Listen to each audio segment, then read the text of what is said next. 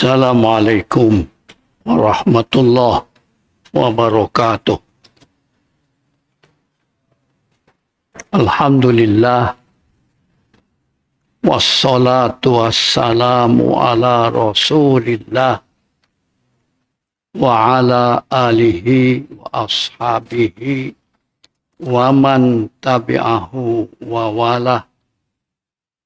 Inna salati wa nusuki wa mahyaya wa mamati lillahi rabbil alamin.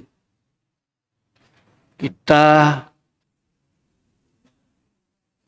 ahad lepas bincang haji mabrur. Bersempena dengan haji, hari raya haji, kadang-kadang disebut hari raya kurban. Selalunya apabila bincang kurban, kita baca Quran surah Al-Kautsar. Kita bincang satu ayat saja. Fasholli lirabbika wanhar. Maka sholatlah kamu untuk Tuhanmu, wanhar, dan berkurbanlah. Kalimah kurban, sering bahasa kitanya korban. Jangan lupa, kerabat juga itu bahasa Arab. Karib, kerabat. Saudara-saudara yang dekat itu kerabat. Ya. Itu orang kita hampir ucapan-ucapannya banyak dengan bahasa Arab yang sering dimelayukan. Kurban jadi korban. Sahabat itu sahabat ya. Lalu kata kita sahabat.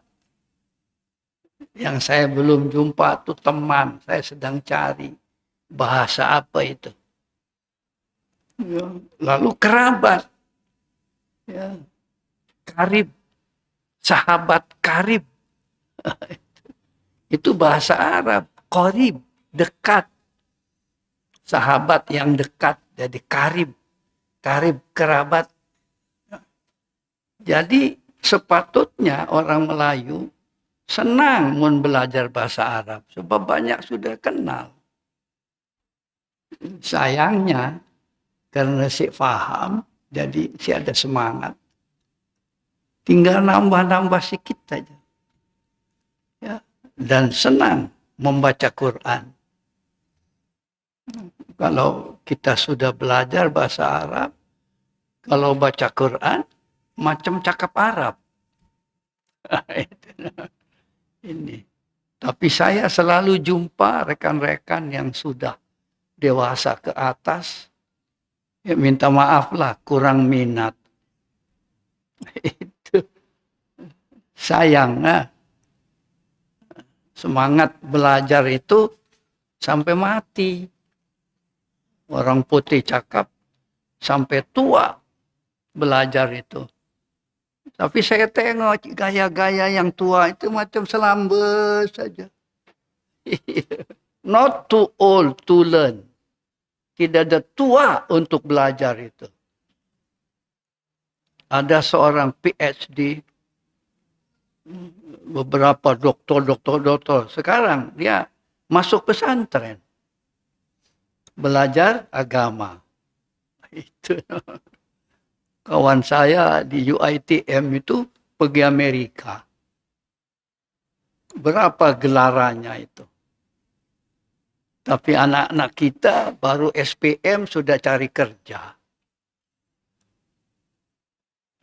Mana semangat kita mana? Sebab kita yang tua, sik bagi contoh. Kata orang besara, nah, dalam Islam tidak ada pesaraan, tidak ada. Kalau masuk semeriang, baru pesara. Saya belajar dari Dr. Mahathir. Berapa tahun umur dia tuh? Masih semangat politiknya. Ya. Yang lain-lain sudah besara. Ingat toh, saya pun baca dari yang sudah tua. Tidak ada, bersara itu tidak ada dalam Islam. Kita terpengaruh dengan penjajahan. Justru yang tua-tua sepatutnya makin semangat. Sehingga yang muda iri hati sama yang tua. Yang muda-muda, dia iri hati sama siapa? Tidak ada pun. Dia nyontoh dengan siapa yang muda-muda itu? Tidak ada yang diberi contoh. Tidak ada. Ya. Ini jadi itulah saya kata tadi, sebenarnya peluang potensi itu bagi kita banyak sekali. Ya, dulu saya mengajar ustadz-ustadz yang sudah umur, yang punya jamaahnya penuh, masih belajar bahasa Arab. Terkejut saya. Ya, jamaahnya ramai, muridnya masih belajar alif, ba. Apa dia kata? Saya mau intensif. Supaya nulis alifnya jangan bengkok. Cucu saya nulisnya dari kiri ke kanan. Arabic itu dari kanan ke kiri. Saya tertanya-tanya, siapa ajar ini? Jadi perlu kita mengajar gurunya. Terutama yang ngajar anak cucu kita. Jangan keliru nulis ya. Nulis ba dari kiri ke kanan. Arabic itu nulisnya dari kanan ke kiri. Ya, itu. Baca Quran kita dari kanan ke kiri. Nah, itu. Dan kanan kiri itu Allah suka ya ke kanan. Jangan biasakan membagi dan menerima pakai tangan kiri. Raja Arab Saudi ketika siapa sebelum Biden ya melawat Arab Saudi minum pakai tangan kiri, dia tegur, Tuan jangan tangan kiri, tangan kanan, dia pindahkan. Jangan suka bagi apa-apa sama anak cucu pakai tangan kiri. Itulah kecuali kidal. Kidal pun kalau makan minum boleh guna tangan kanan. Kerja tangan kiri. Nah, itulah cara-cara yang Islamik. Kembali kepada tajuk kurban, qaf, ra, ba, alif, nun, ya kurbanun. Hadis ya, dari Siti Aisyah. An Aisyata radhiyallahu anha qalat qala an-nabiyyu sallallahu alaihi wasallam dhahhu wa tayyibu anfusakum fa innahu ma min muslimin yastaqbilu bi zabhatihi al-qiblata illa kana damuha wa qarnuha wa sufaha hasanatin fi mizanihi yaumal qiyamah. Rawahul Baihaqi. Dari Siti Aisyah, dia berkata kepada Rasulullah sallallahu alaihi wasallam, kemudian Rasulullah bersabda, sembelihlah kurban. Sembelih kurban. Sembelih hewan untuk kurban. Itu nah. Dan senangkanlah hatimu. Kalau nyembelih kurban harus gembira, senang. Jangan sedih. Ya, sapinya mati, orangnya sedih. Saya tanya, mengapa sedih? Si dapat daging. Astagfirullahaladzim. Gembiralah. Ya, terutama hari raya. Saya kembali dulu hari raya Idul Adha.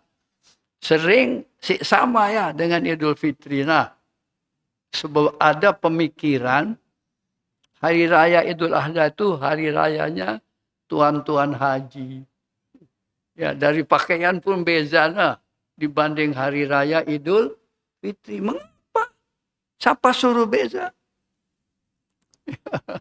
Nah, ini perlu Ya, hari raya gembiralah kita. Ya, dengan adanya penyembelihan kurban itu. Sesungguhnya seorang muslim yang menghadapkan hewan sembelihannya ke kiblat ya dalam pelaksanaan penyembelihan, maka darah hewan itu, tanduknya dan bulunya semuanya merupakan amal kebajikan, yaitu hasanat yang akan ditimbang pada hari kiamat.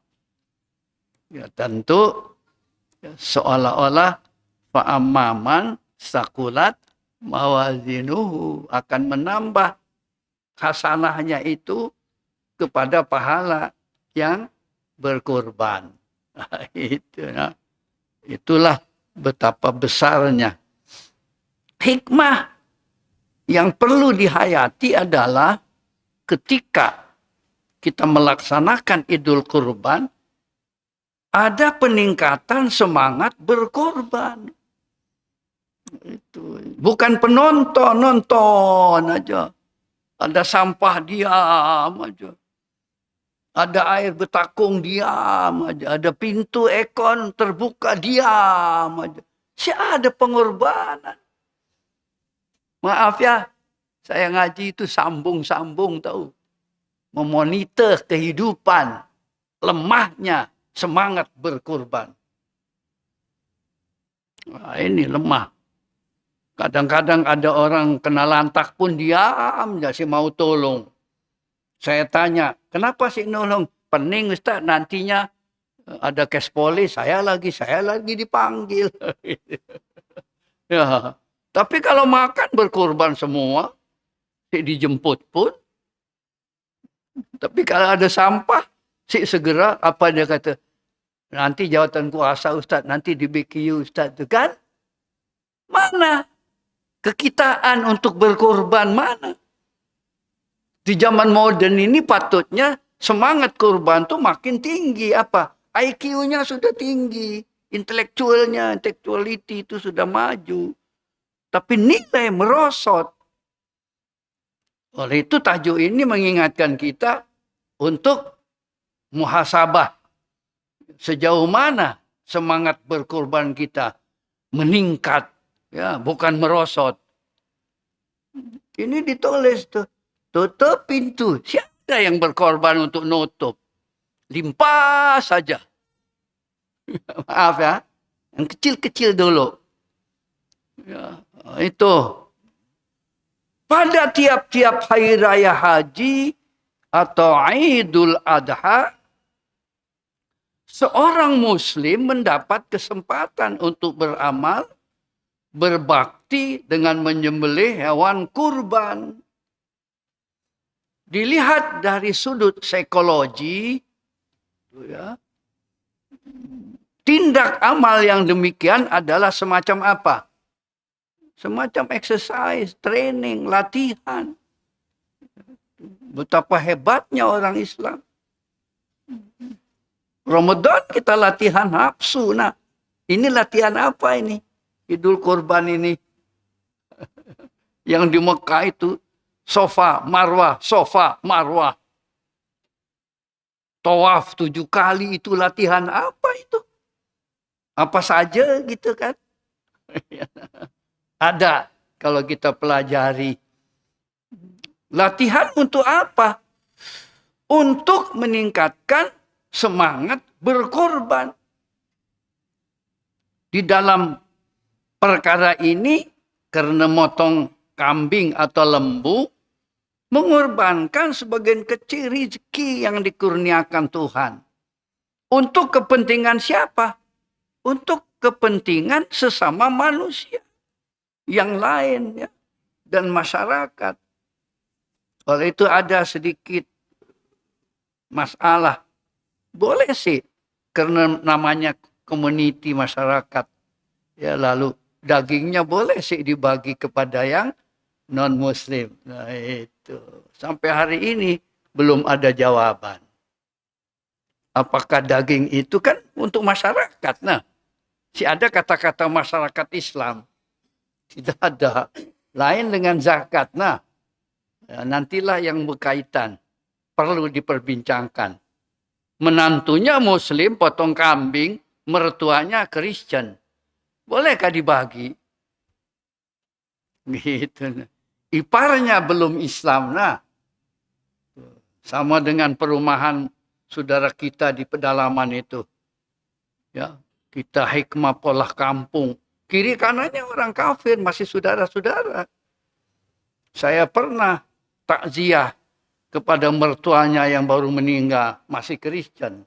Satu kampung. Ini yang berkaitan, perlu serius bincang. Sebab banyak soalan.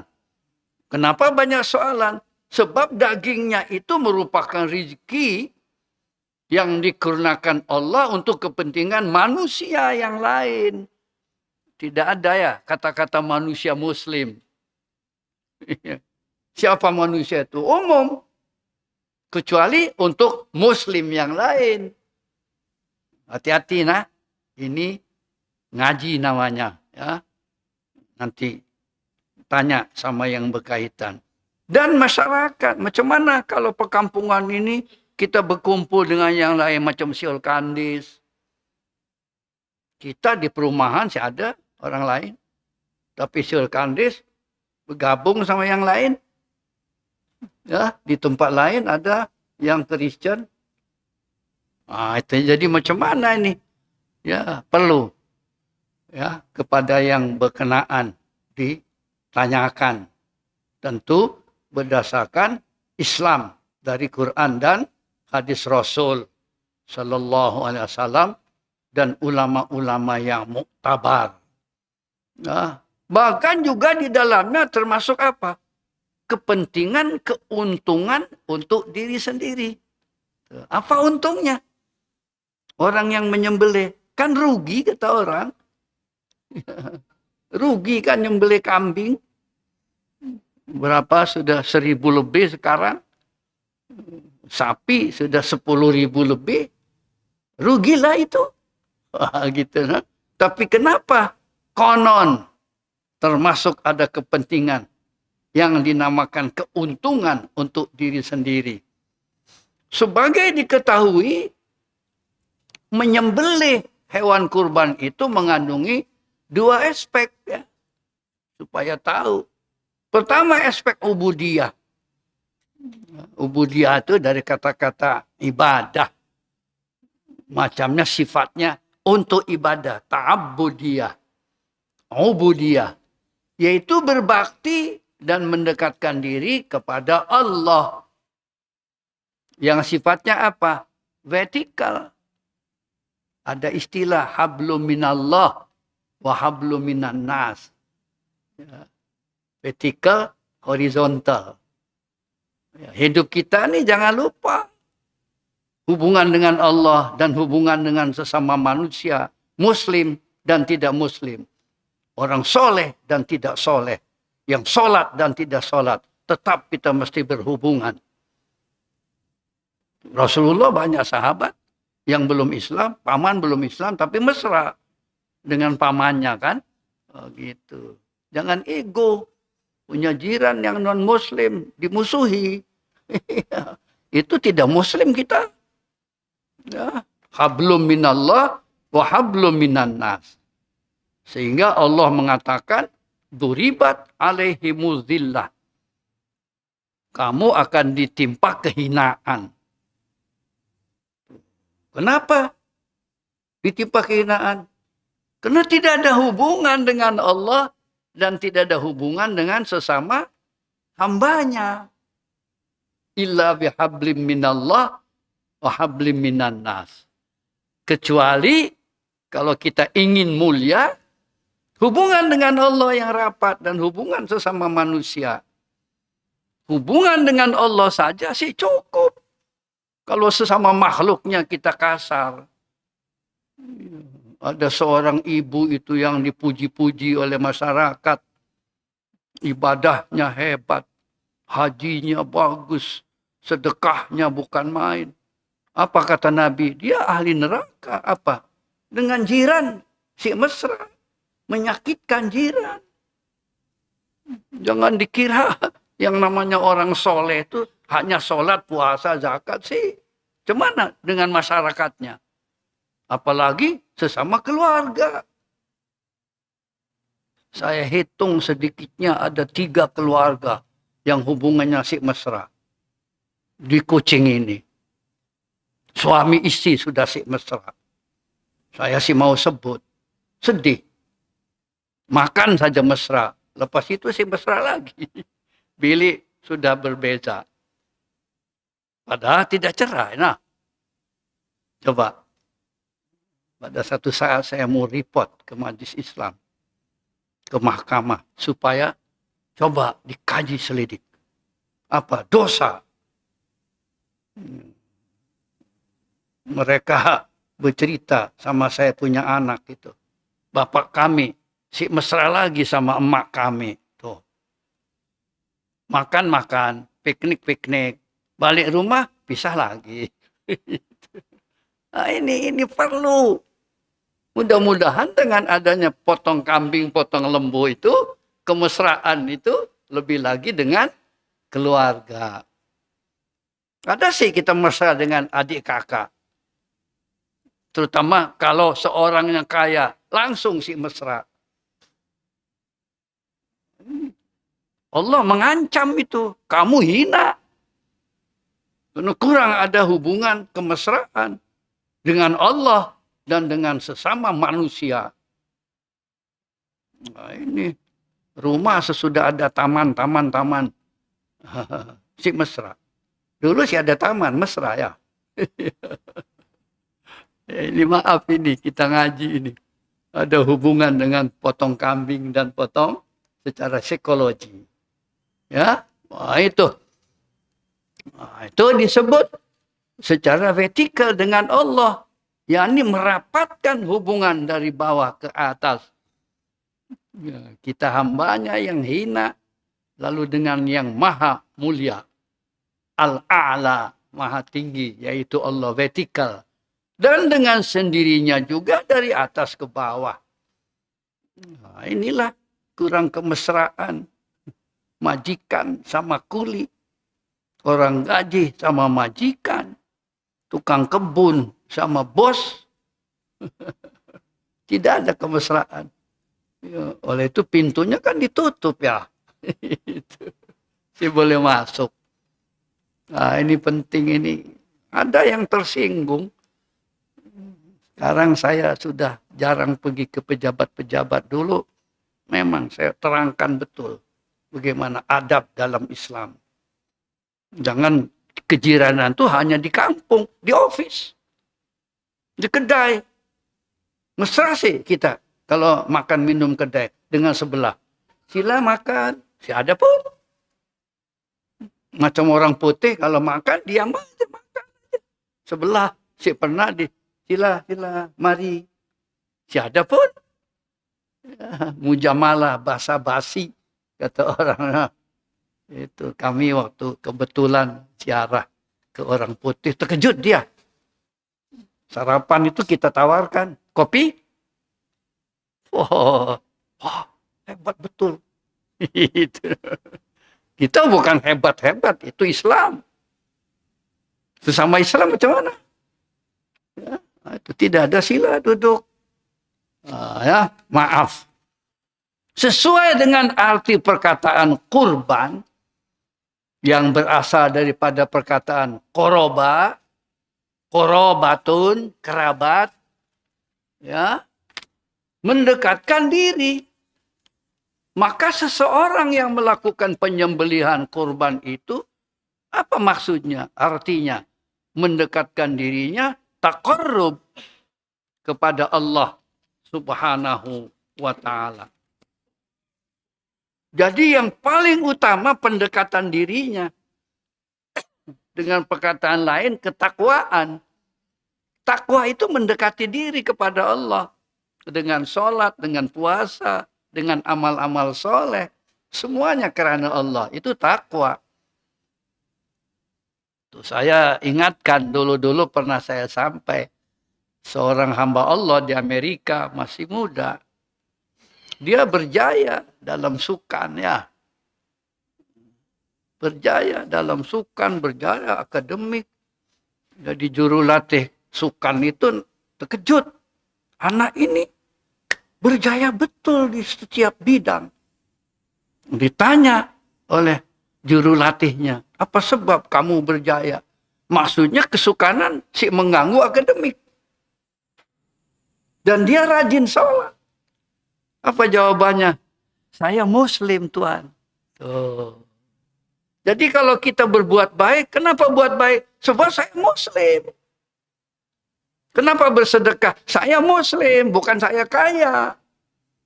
Kenapa pergi haji? Saya Muslim. Pergi haji itu rukun Islam. Jawaban itu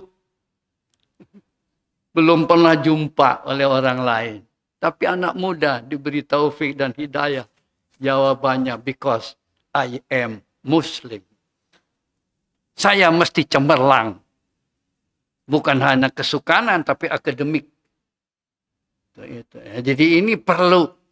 Ya, saya pun sedang berusaha kepada anak cucu. You are Muslim. Mesti cemerlang. Itu makanya Muslim banyak lepak.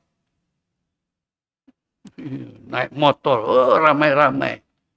Mana yang lain begitu? Tiada. Ya, ini perlu diperbaiki. Saya pernah berceramah di pedalaman. Niat saya mau tidur, sih jadi.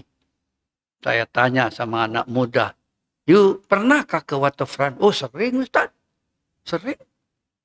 Balik pukul berapa? Kadang-kadang pukul 12. Coba tengok. Oke, macam itu antar saya balik. Kan udah biasa. Ya, jauh di perbatasan Tepedu tuh. Yang tadinya kami mau tidur sih jadi. Coba tengok rumah apa sih jadi. Ya, itu. Sikit ya. Jadi kenapa tidak berjaya? Maaf kalau dari sudut Islam, Islam kamu kurang baik. Image keislaman kita, kebaikan kita itulah. Sampai orang kafir pun memuji kita. Itu. Kalau mengutuk itu urusan dia. Kata orang, musuh, kawan dan lawan memuji orang Islam. Kalau kita saja yang memuji, sih aneh. Orang kafir pun suka kalau dipimpin orang Islam. Aman, damai, tentram. Kampungnya bersih. Ini jujur. Bagi saya, apa yang disebut maju apa? Ya, perlu diperbaiki. Yang maju kita teruskan ya. Dengan semangat kurban ini. Ya, pendekatan kepada Allah Subhanahu wa taala sebagai imbangan pahala dari tindakan pendekatan dirinya kepada orang yang bersangkutan, terutama menyediakan pahala yang berlipat ganda kelak di hari akhirat, tuh kan? Kita motong lembu, motong sapi, motong unta, motong kambing, dibagi dengan masyarakat, tapi pahalanya dari Allah sebab pendekatannya kita amalkan ini karena pendekatan kepada Allah semata-mata. Oleh itu bukan salah kalau kita ingat daging. Tapi ingat ibadahnya. Nah, itu. Kalau ada rezeki kita sih ngitung. Ruginya, mahal. Ya, itu orang yang ahli ibadah sih pernah ngitung. Orang yang al-ma'un saja, yang lokek itu yang suka ngitung. Sikit-sikit dihitung. Sikit-sikit dihitung. Semua niaga semua. Berapa? Oh, 10. Mahal gila. Itulah. Tapi orang mencabar. Saya tengok, ya Allah, orang ini dia cari lembu yang berapa tan, bukan berapa kilo. Saya kata masih ada mutiara-mutiara semangat. Dia belinya sapi yang berapa tan? 1 tan 5. 1 tan 2. Berebut. Kita kan berapa kilo tuh? Nya saya mau kalah. Ya, gengnya beli 2 tan. Dia mau yang 3 tan. Nah, ini kalau sudah macam itu, mudah-mudahan ikhlas karena Allah. Betapa hebatnya orang Islam. Nah, yang tadi psikologi, hubungan, ya. Kedua, kurban itu mengandungi aspek apa? Kemasyarakatan. Oleh itu, sepatutnya, itu kan tengok keadaan, si wajib ya. Apabila sudah turun saja, Tuan Khotib itu, terus kita turun, sembelih. Itu patutnya. Semua menyaksikan. Kita cuma nunggu kambing aja, nunggu daging aja. Si menyaksi penyembelihannya dengan takbir yang meriah. Nah ini juga perlu diperbaiki. Syukur si wajib ya. Itu. Tapi kan semarak kemasyarakatannya itu ada. Ya, sama-sama bangga dan gembira. Karena apa? Karena dengan melakukan penyembelihan hewan kurban itu dapat dikembangkan jiwa apa? Pendekatan antara sesama manusia. Terutama apa? Kaum fakir miskin yang memerlukan daging kurban itu. Dia hadir, bantu.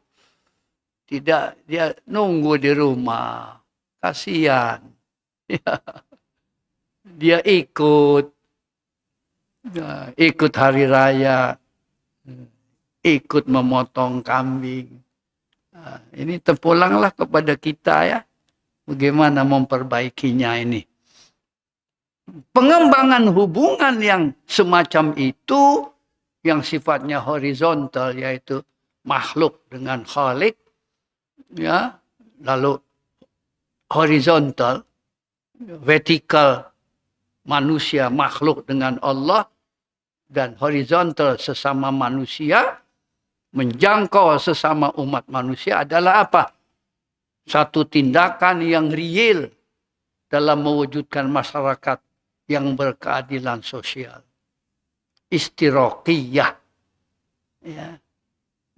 Nampak orang Islam kemasyarakatannya matang, dewasa.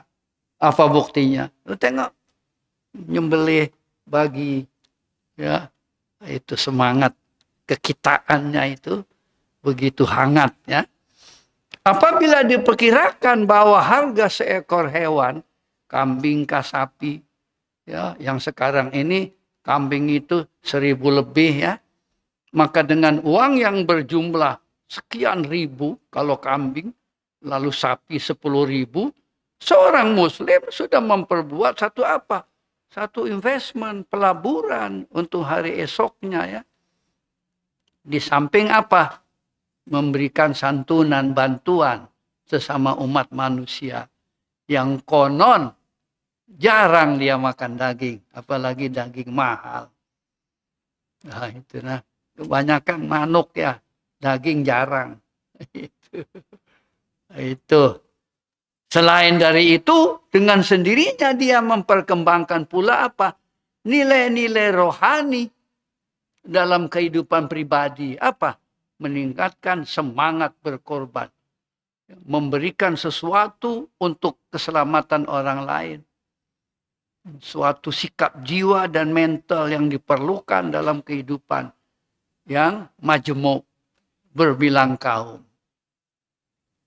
Makanya yang di pedalaman itu, bulan puasa kita jemput buka puasa. Nah, hikmah mengadakan show. Ya, berpusing di perumahan-perumahan pedalaman. Kita keke apa, lalu kalau Cina itu apa istilahnya ya, ya jemput. Selalu saya jumpa. Lalu YB yang tidak Islam. Mudah-mudahan tidak sekarang, nanti. Itu terletak kepada hidayah Allah subhanahu wa ta'ala. Tapi mesti menyaksikan betapa kemesraan orang Islam meskipun kepada yang bukan Islam. Tentu di batas-batas yang tidak terkeluar dari contoh Rasul Muhammad sallallahu alaihi wasallam, ya. Kalau saya cakap banyak riwayat, ramai yang masuk Islam. Ada seorang Johan badminton, apabila menang sujud syukur. Insya Allah, tajuk minggu hadapan. Tahu, gengnya itu masuk Islam. Apabila minum, duduk. Padahal pemain badminton. Bukan ustaz ya. Maka lalu kami bincang bahwa dakwah itu bilhal. Dakwah kita lebih berkesan dengan contoh kehidupan. Tidak mesti jadi ustaz. Apa saja bidang kita yang kita terkai. Saya tidak bangga ahli ceramah itu. Jujur saya disebut ustaz. Yang saya sih puas, dapat sih memberi contoh di lapangan. Dalam niaga. Allahu Akbar, berhenti dulu, kami mau sholat. Gitu. Ini sih sayang pelanggan. Itu. Itu. Kedai makan chickennya dulu di Matang tuh ada corner surau. Itu namanya dakwah bilhal, dakwah dengan amalan, lebih berkesan. Sekalipun kita punya jiran, punya saudara yang bukan Islam, tapi tetap kita bantu. Kita ambil perhatian nasibnya, apalagi pemimpin. Ini rakyat kita semua, sekalipun bukan Islam. Insya Allah, kuncinya hidayah Allah. Tapi kita perantara dari Allah kepada makhluknya. Memberi contoh betapa kualiti seorang muslim. Siapapun dia, apapun pekerjaannya. Ya, itu. Ya, yang ceramah, yang seminar itu teruskan. Yang tidak ada ilmunya dengan amalannya. Itu. Nah. Hukum amali kurban. Meskipun para ulama yang terbanyak, jumhur ulama, berpendapat bahwa hukum amali kurban itu adalah sunnah muakkadah. Ingat tuh, jumhur ulama ya, kebanyakan ulama. Hukum amaliyah kurban itu sunnah muakkadah. Yaitu sunnah yang digalakkan, dikuatkan, dianjurkan. Dan pahalanya lebih besar daripada pahala sunnah yang biasa. Tetapi ada sebagian ulama yang menetapkan hukum kurban itu wajib. Ya. Sebab ada satu hadis sampai mengatakan kalau ada rezeki, ada kelapangan, tetapi tidak melakukan kurban, jangan dekat dengan tempat ibadah aku. Itu namanya ancaman Rasul. Warning. Betapa kerasnya. Padahal dia ada peluang. Ada rezeki. Ada kesempatan. Tapi dia melakukan. Wala taqrobanna musallana. Jangan dekati musola aku, musola kita. Maknanya Nabi kurang suka sama orang itu. Perkara itu mereka dasarkan kepada keterangan dari Al-Quran dan berbagai hadis. Dalam surah Al-Kautsar yang tadi saya baca sepotongnya, diperintahkan supaya kaum muslimin setelah selesai melaksanakan sholat Idul Adha, terus melakukan penyembelihan hewan kurban. Sifatnya merupakan perintah, ya, amar, instruktif, ya, instruksi. Fasalli li rabbika wanhar. Maka sembahlah Tuhan dan berkurbanlah. Kan disuruh, diarah. Selalunya kalau arahan itu wajib. Kata sebagian ulama. Sebagian lagi digalakkan. Kan mendekati. Nah, bukan sunnah biasa. Kurban itu bukan sunnah biasa. Bagi yang ada peluang. Yang bagi ada kesempatan. Ya, bukan sedekah-sedekah biasa. Nah, ini perlu ilmu. Ya, pada hadis yang dikutip pada permulaan huraian tadi, dipergunakan perkataan dabhu Artinya apa? Berkurbanlah. Yang sifatnya juga mengandungi amar, yakni perintah. Ya. Dalam satu hadis lagi, dengan memakai perkataan halus tapi tajam. Ya, tadi saya sudah bacakan tadi. Man wajada sa'atan li'an yudahhiya falam yudahhi fala yakrubanna musallana. Rawahu Ahmad Ibnu Majah. Sesiapa yang mempunyai kelapangan, yakni ada kemampuan untuk berkurban, menyembelih binatang kurban, tapi tidak dilakukan, tidak dilaksanakan, tidak dibuktikan, maka janganlah dia dekat-dekat ke musola, tempat sholat kami, ya, tempat ibadah.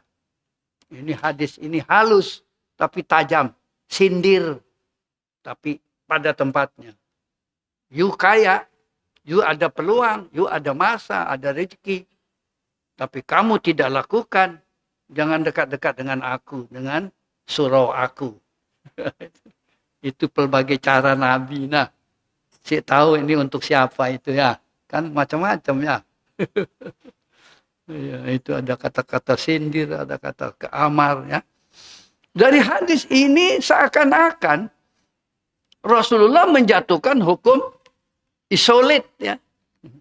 Jangan dekat-dekat. Ya, jauh situ. Terhadap orang-orang yang tidak melaksanakan amali kurban. Sedang dia sendiri cukup dikaruniakan Allah rezeki untuk menyembelih seekor kurban.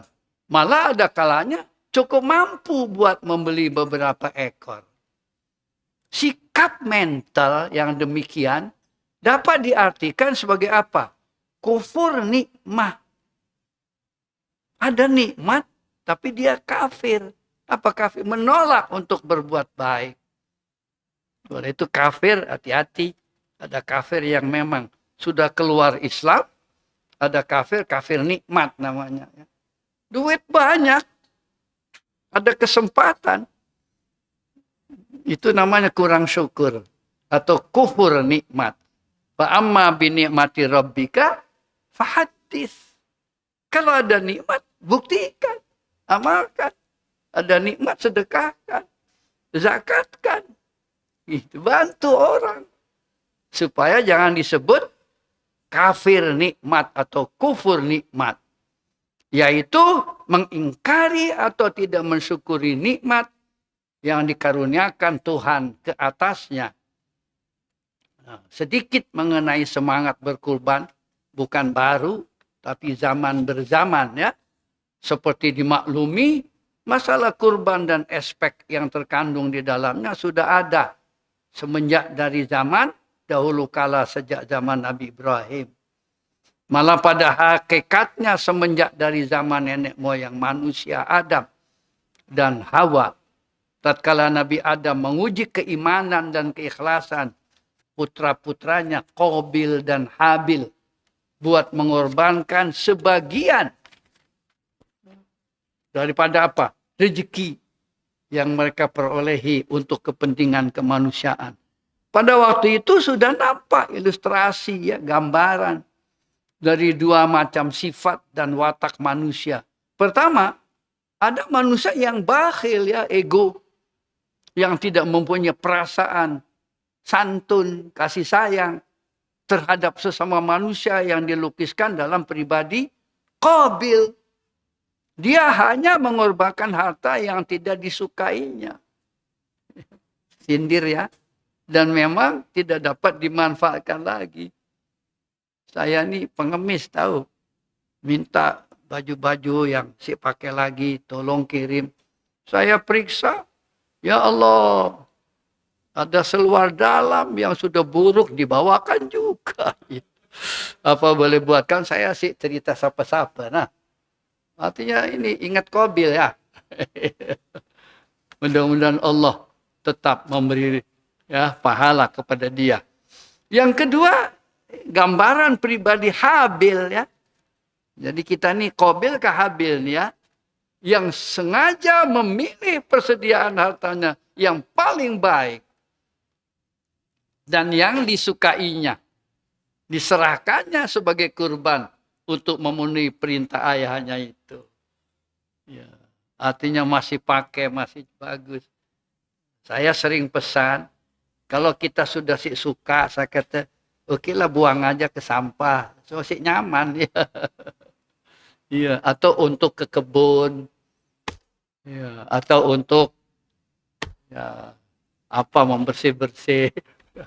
Jadi lebih baik kita sote lah ya supaya baik. Ini contoh ya sifat semangat kurban di zaman Nabi Adam alaihissalam. Mudah-mudahan kita lebih baik daripada sebelumnya. Wassalamualaikum warahmatullahi wabarakatuh.